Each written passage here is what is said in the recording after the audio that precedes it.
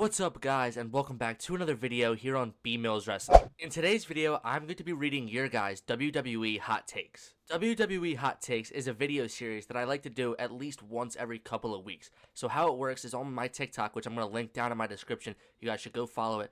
I post on my TikTok for you guys to comment your WWE Hot Takes. You guys comment them down below. I take screenshots of them. I put them on the screen when I'm recording my videos, and then I say whether I agree or disagree. I elaborate on why I agree or disagree on those hot takes.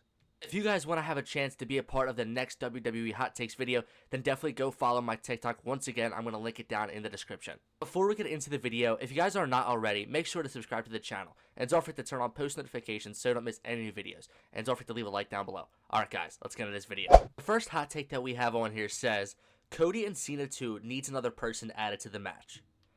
I actually kind of agree with this one. I'm really not interested in seeing Cody Rhodes versus John Cena again because it was so bad at WrestleMania. The match was horrible. The ending was horrible. Not John Cena winning. I loved that part. But like the whole Travis Scott fiasco, thought it was awful. Really don't want to see this again. My prediction, I made a SummerSlam predictions video a few weeks ago. I wanted to see a fatal four-way for the title between Cena, Cody, Randy, and Punk. I thought that would have just made more sense because Randy Orton was screwed by John Cena. CM Punk was screwed by John Cena.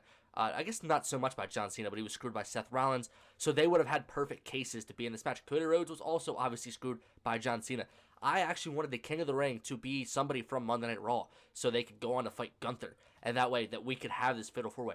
As of right now, I don't think that more people should be added into the match because it would make the King of the Ring feel pointless, like useless. Because Cody does all that, goes through the whole tournament, wins the King of the Ring, and then you add like a Randy Orton to the match. I feel like, he lost. Like he shouldn't be added to the match. Doesn't make too much sense.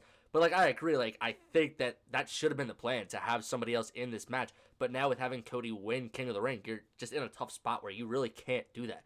I just think it would have been a way better decision to have this as a triple threat or a fatal four-way with CM Punk and Randy Orton, whatever you wanted to do. But now we're probably not going to get that. I also am like 95% sure that this definitely means John Cena is dropping the title at SummerSlam. I doubt that they would run back this match between these two if it was just for John Cena to win again. I want John Cena to keep, going as champion. His title reign has really picked up steam over the last month or two, right? Ever since the CM Punk feud, the R-Truth stuff. I feel like he's just been so much more natural as a heel. It doesn't feel forced anymore. And now that we're finally getting that, he's going to drop the title and probably turn back to being a babyface. I do want him to turn back to a face before his retirement tour ends, but I low-key just wanted to see him be a heel and a champion for a little bit longer. But, if we did get that fatal four-way or the triple threat, I think him retaining probably would have happened. But now, with it being a one-on-one with Cody Rhodes, I think it's pretty obvious Cody will take back the title from Cena.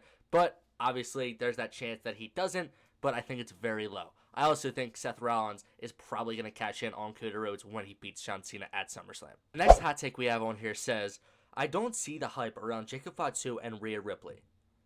I think you're kind of crazy. I don't know how you don't see the hype around these two. I mean, everybody else in the world sees the hype around these two. I think that their charisma, it's just like, it's so natural.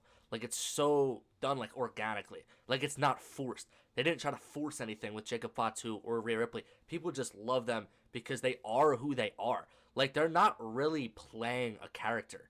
Like, you know what I mean? They're literally, this is, like, who they are. Like, this, and, like, I think it just works that way. Like, I hate seeing, like, forced gimmicks because it just doesn't feel natural, and a lot of people will agree with me. Like, think about Big Dog Roman Reigns, how forced that was, and nobody liked it. I could go on and on with examples, but, like, I just think that the way they got over was so organic. Like, Jacob Fatu is just such a stud. Like, he's such a gangster. He's such a star. Like, Rhea Ripley, just a badass. Like, you can't hate on these people because of how good they are and how naturally over they are. Now, you are entitled to your own opinion. If you don't see the hype around them, then you don't have to. If you don't like somebody, you don't like a gimmick, you don't have to like a gimmick. But these two are damn stars. The next hot take we have on here says, they need Brock Lesnar back and as champ. Brother, no we don't. No we don't. It's as simple as that. No, we do not. I used to like Brock Lesnar. I wouldn't say I was like a huge Brock Lesnar fan, but like I enjoyed Brock Lesnar. We don't need him back at all. WWE right now is doing fine without Brock Lesnar. Like, we have incredible workers, like, just so talented. We have the big bad guys of WWE like Gunther and Braun Breaker, Jacob Fatu, even though he's slowly coming back to being a babyface. But like we're good. Like we're good. Like we don't need Brock Lesnar right now. Like if he came back, would it like hurt anything? It depends on like what situation it would be in. You're saying you want him back as champion? Hell no, absolutely not. We do not need to see Brock Lesnar as a champion ever again in WWE. Would I mind if he came back? No. Like I would not mind that at all. I think his run from 2021 to 2023 was actually really good, and I was really invested in it. I think he was having the time of his life as well. So I would not mind to see him return. But as a champion, like no, we need to see new, fresh champions. Brock Lesnar, sorry, his title reigns, I can't get invested in. I think from like 2019, the Universal title era, that's kind of what like I stopped watching WWE for a time period because him and Goldberg, like when they were feuding for the Universal title, that was a big reason of why I stopped watching. I do not want to see Brock Lesnar hold the title anymore. If he does come back, that's fine with me. But no, he should not be a champion. And no, they do not need him back. WWE is doing fine right now. The next one we have on here says, Cody Rhodes is the most gifted superstar of all time since his return. I don't think that that's ridiculous to say. You're obviously entitled to your own opinion if you feel that way. But I think that there is more people in front of him on that list. But he's up there. Like, he's definitely up there. Like, he can do everything. He's great in ring. His promo skills, the way that they've improved over the years, the way he can work as a babyface and a heel, like we've seen both sides. Every like character I feel like he's had, like he's mastered. So yeah, he is super talented, and we've seen him accomplish a lot within WWE, especially since returning. Like 2-time Royal Rumble winner, WWE champion for over a year. He is super gifted, but I think that there's other people that you just can't forget. When you're talking about gifted superstars like John Cena, Randy Orton, AJ Styles, Shawn Michaels, Undertakers, the list goes on and on. But Cody Rhodes, he's definitely up there, but I don't think he's the most gifted WWE superstar of all time. The next one we have on here says, the Street Profits are being wasted. Very lazy booking with no storyline. Are you not watching WWE right now? They're in probably one of the best storylines going with the Wyatt Six and the entire tag division. I don't know what show you've been watching. Maybe you're watching AEW. No, the Street Profits are actually thriving right now as champions. We've seen them defend the titles frequently, right? Which is a problem with WWE champions like Io Sky, Dominic Mysterio. They don't defend their titles. And that's the lazy booking that you're talking about with WWE. No, Street Profits, they've had success as champions. Like, they're on TV every week. They're in the mix with this tag division. Like I said, MCMG, right? DIY, Los Garzas, Andrade and Rey Fenix now, right? Fraxium. I'm probably missing a team or two, right? And then, like I said, the Wyatts. Like, they just did something super clever where they had a 4-on-4 match where they had the Wyatts go against 4 members of each tag division team. Like, it doesn't get better than that. Like, their booking has been so good with this SmackDown tag division. I hope that it leads to like a big ladder match at SummerSlam because they fumbled the bag with doing that at WrestleMania when they know they should have. So I disagree with you completely. I think that this is a whack statement because the Street Profits are involved in one of the best storylines going in WWE right now. The next hot take on here says, Naomi is a boring performer and so is Jade. Like, once again, you're entitled to your own opinion if you feel that way. I think Naomi is better as a heel. I kind of found her boring and generic as a babyface. I kind of saw her as like a corny babyface. Ever since she's turned heel, though, I've been more interested in her character. I think that it just fits her better. And then, with the Money in the Bank, I think she's done some good work with that as well. Jade Cargill, I do have a hard time investing in. I don't see what they see in her. Like, not to be disrespectful, but I don't see it. I don't think she's great in ring. I think she could have benefited from some time in NXT. I think WWE, they give them an option when they get there. Do you want to go spend time in NXT or do you want to go to the main roster? Julia and Stephanie Vaquer both said that they both chose NXT before they went to WWE, and I think that benefited them greatly. I think Jade Cargill would have benefited from being in NXT for a little while because she is a little sloppy in the ring. As for getting reactions, I think when she debuted, she got a good amount of reactions. But I feel like ever since we've gotten the singles push, she's starting to get booed a little more. And just like, there's not really any energy within the crowd during her matches because they're so boring. Once again, I'm not trying to be a hater, but I really just don't see what WWE sees in Jade Cargill right now. So I kind of agree with you on this hot take. But I do think Naomi has been better as a heel. The next one we have on here says, Solo winning was BS. And obviously you're talking about Solo winning the US title. I think you're wrong on this. I think Solo winning was the right move. That guy has been so good ever since WrestleMania 40, right? When he made his own bloodline.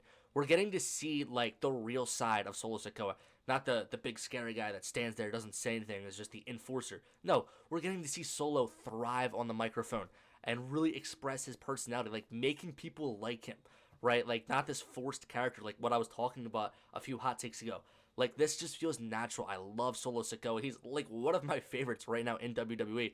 And I'm happy this is where he's at. Because if Solo was the WWE champion, like I didn't like when he was in the WWE title mix because I don't think he's ready to be there. He has time. He's super young. He'll get there. This is where he fits in with the US title scene. It's perfect. I love that he's US champion. I think with the run he's had with the new bloodline, I think he deserves the US title. He deserves some type of run. And I think this is perfect. I think the storyline between Jacob and Solo has been awesome. It's one of WWE's best storylines going. Aside from Bayley, Becky, and Lara Valkyria, this has been absolutely awesome. And, you know, with Solo getting Tangaloa back, with new members of the bloodline like Tala Tonga, I think it's the right choice to put the strap on him. See what Solo Sikoa can do as a champion. I do expect them to do a rematch for this U.S. title pretty soon, maybe at SummerSlam, where I probably would think Jacob would take the title back. Maybe not, but I do want to see Solo get a lengthy run. And really, like I said, just get to see what he can do with this U.S. title. The last one we have on here says, Dominic Mysterio will be one of the faces of the company in 3 to 5 years, and will be in the main event scene for years to come. I 100% agree with this one. I love Dominic Mysterio. He is one of my favorites, just as I said with Solo Sikoa. Dom is just, it's so natural, this heel gimmick, right? You know, embracing the boos that he gets, the way he works around it. I think he's super gifted, right? Ever since we saw him turn heel, you know, we've gotten to see him just take a huge step up, and, you know, his progress, the work on the mic. He can really go in the ring when they let him. I know there's some matches where it seems like he's not really doing much. When they let him go, trust me, he is talented in ring. But yeah, I really do think he could be the face, not the face of the company, but he could be one of the top guys. I think WWE has a lot of young, bright superstars like Braun Breaker, Solo Sikoa, Dominic Mysterio, Jacob Fatu is 32. I would consider that pretty young. They have a good mix of young superstars. Dominic Mysterio is definitely one of them. I could see him being in the main event scene. Obviously, you said 3 to 5 years. I think that's a good range. I think right now he's good where he's at in the IC title mix. I will tell you one thing. If they want him to get to that point, they have to book him better with his IC championship, because the guy's not defending the title, and they're just using him in like different storylines with like the Roxanne and Liv getting injured storyline. Like they're not having him really defend the title. Now he is going to defend that title against AJ Styles pretty soon, maybe at SummerSlam. But they need to do a better job with booking him as a champion and having him have more weekly matches as a single superstar. But like the idea of when Dominic Mysterio breaks away from the Judgment Day, whenever that may be, I think, you know, him winning the Money in the Bank briefcase would be awesome. Like, I think that would fit his gimmick so perfectly. I could see him legit winning that in the next 2 to 4 years. Alright guys, that's going to do it for today's video. If you guys like this video, make sure to leave a thumbs up down below. Don't forget to comment down below what future videos you guys want to see from me. Alright guys, peace.